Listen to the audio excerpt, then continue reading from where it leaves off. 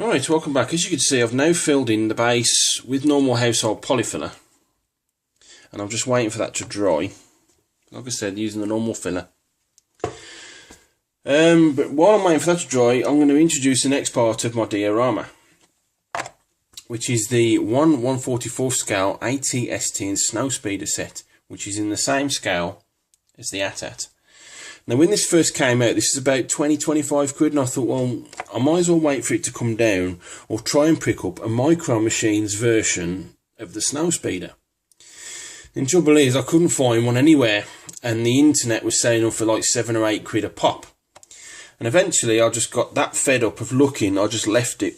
And then on the off chance, I found this for 8 quid off an Amazon seller, and it come from Japan. It took about 10 days. And luckily, I didn't have to pay parcel farces custom fees. So going on to the actual sprues themselves, you get a little sticker kit. It's no decals. There's your little dinky base for your Snowspeeder with the neck and the ball joint. And talking about the Snowspeeder itself, you got a little A2 sprue, which is the rear engine section and underneath. Very, very detailed, even though it's very small.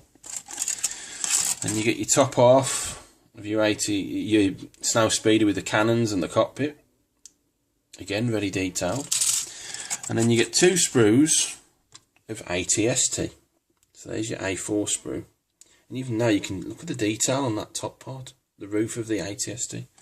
Not bad at all. And then you get another sprue for basically the top half and a few bits of the legs and the cannons. Not bad at all. Now the instructions, I'm on the inside of the box. I'll just turn that box round. The top half is the ATST and the bottom half is your Snowspeeder. Where's that colour guide? On the side of the box you got your colour guide and your decal placement. There's no booklet or sheet like the AT-AT. And for some so small and for some for cheap, £8. This is well worth it to make that come to life. Anyway, I'm just got to wait for that to dry so I could start my base. But not bad at all for the ATST and Snowspeeder kit. Really well chuffed for that. Not bad at all. Stay with me.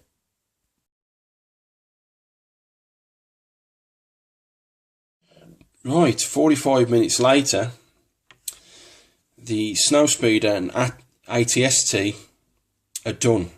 Now the reason it took 45 minutes is because I wanted to be very careful cutting all the bits off the sprue, because some of these parts are very, very tiny and very, very flimsy. Now, following the plans inside the box, again there's no booklet or piece of paper. You can see it's very, very easy to follow. It's all in, there's Japanese and English as well to put these together. Now going on to the Snowspeeder first, the flimsiness of some of the parts, especially these guns, hence why you have to be very, very careful cutting these off the sprue. The guns are mounted underneath these engine blocks and then pushed into place, so they're very, very secure but flimsy at the front, so I don't know where to put a bit of glue on the front there. But you can see the amount of detail that Bandai have gone to make these perfect. You've got the harpoon gun there on the back, the engines, and then the panel lines are absolutely immense. I mean, that middle piece there, that's the piece that goes into the bottom, and the seam is actually the panel line. It's absolutely crisp. Wonderful. Putting that down and going on to the ATST, again, very, very careful cutting them off of sprues around the guns and the legs. Any part, to be honest, has got to be very, very careful indeed. You can see the detail, just look at that hatch on the top there. Around the back with some of them engine pipe bits. Underneath. And on the legs. Absolutely wonderful. Now the one thing I like about this, one, it's freestanding, and two, the head swivels. Much like on the big one, because it's got a ball joint underneath. And then putting that there into the scale of the AT-AT, you can see them absolutely perfect. Kudos to Bandai for producing these, to be honest, because all the Star Wars kits that I've seen and the two that I've built are absolutely wonderful. I just would, you know, it was just a shame that they didn't include these in the actual AT-AT kit, you know, because they're obviously going to know that people are going to want to build a diorama like me instead of buying these separate. But I'm glad I waited for this kit to come down as opposed to the £20 or £25 originally that it was, and I got it for £8 instead of just paying £7 just for the Micro Machines die-cast version of the Snowspeeder. So if you are going to build this in a diorama, you've got to get this. You've got to get that. So it's just absolutely wonderful. Again, kudos for Bandai and their detailing on some of so small. I'm well chuffed indeed. Stay with me.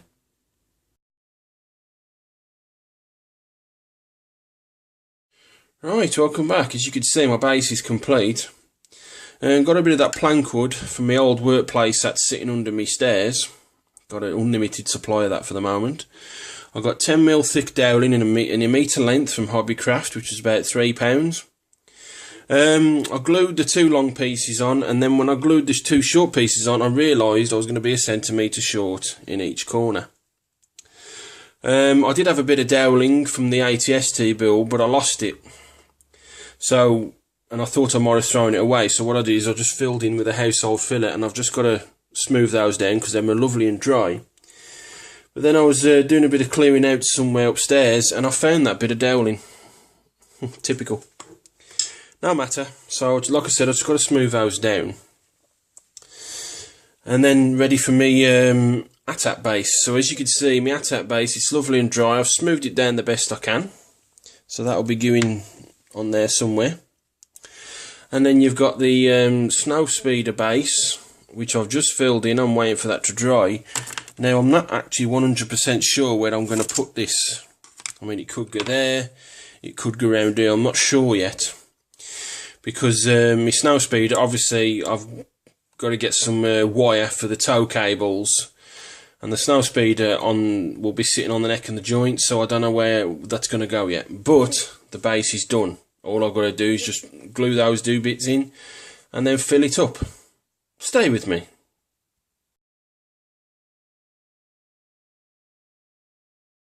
Right, welcome back. As you can see, my AT-AT, my little dinky ATST and the Snowspeeder are all primed.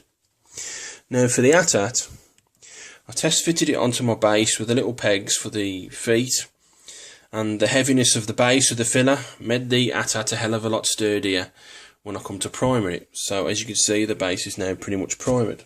Moving that out of the way, just sprayed all around and on the underneath and on the top there and the neck and everything, all the headpiece.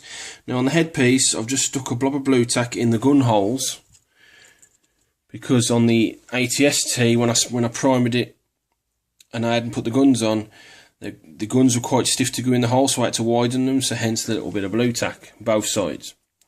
Now the actual front portal window, I've just dropped a bit of blue tack in there, just rolled it up into a sausage and stuffed it in.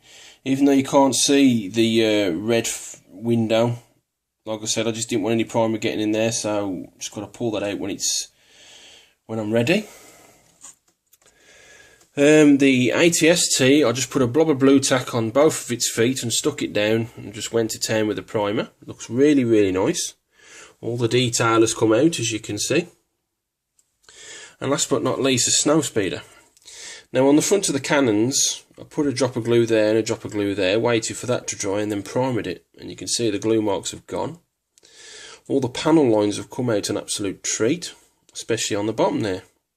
Not bad at all. So now these are all primed, I can now go to town on my whitish grey coat. Stay with me.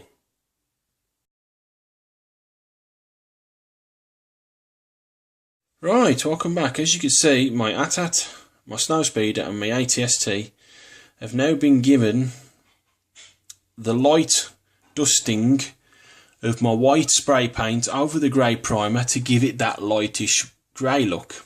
And as you can see, they look absolutely wonderful. Just turn it round, you can see. On Saturday it was an absolutely beautiful day outside. So I took these outside, like I said, with the white spray paint on top of the primer and get it a very, very light dusting so it'll blend in with the grey primer, and I think they'll look an absolute treat. Now, as you can see, I've now put the stickers on the Snowspeeder and the ATST. The only trouble is, he had like a grey sticker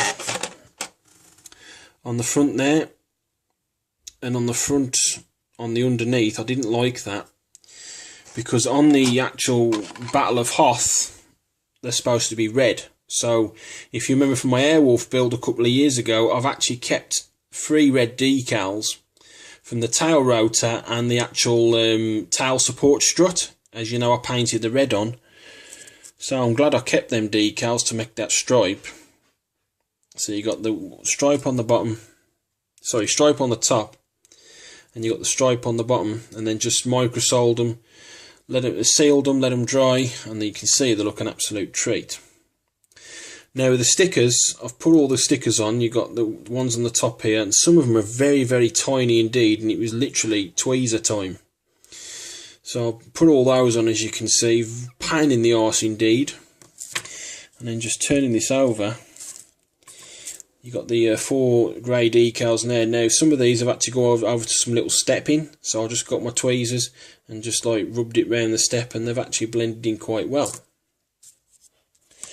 And you can see the ones on the cockpit as well. Just turning that round better, you can see the cockpit ones there and the cockpit ones there. Now on the ATST, it's just one lonely red decal which looks like a red devil, so I've put that on as well. And I'm really happy with the results, even though some of these decals, the stickers, are very, very tiny indeed. Now it's time to weather these. Stay with me.